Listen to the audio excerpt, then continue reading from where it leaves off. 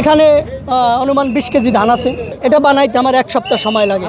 যখন তারেক রহমানের সাথে আমি দেখা না করতে পারবো ততক্ষণ পর্যন্ত আমি এই ঢাকা শহরে হয়তো এখানে না হয়তো তার বাড়ির সামনে আমি থাকবো। যেহেতু 25 তারিখে আমার নেতা জনাব তারেক রহমান আসতেছে, সারা বাংলাদেশের মানুষ উজ্জীবিত হয়ে আছে।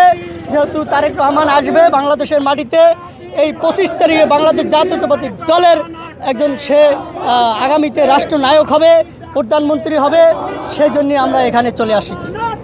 আমার কোনো চাওয়া পাওয়া নাই, আমাদের চাওয়া পাওয়া একটাই, আমি শুধু তার সাথে একটু দেখা করব, কথা বলবো, এটাই আমাদের চাওয়া পাওয়া, অন্য কোনো চাওয়া পাওয়া নাই। এটা হলো আমাদের বাংলাদেশ জাতীয়তাবাদী দলের একটা প্রতীক, ধানের শীষ।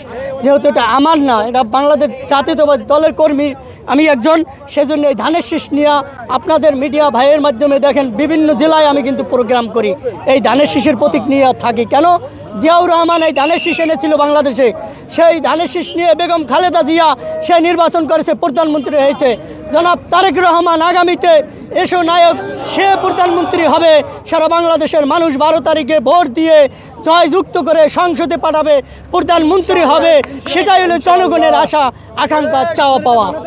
আমার কোনো কষ্ট হয় না। কেন কষ্ট হয় না? আমার নেতা আসতেছে, সেই জন্য আমার মনের দুঃখ, কষ্ট, আনন্দের কারণে আমি এই পোশাক পরে এখানে আসি।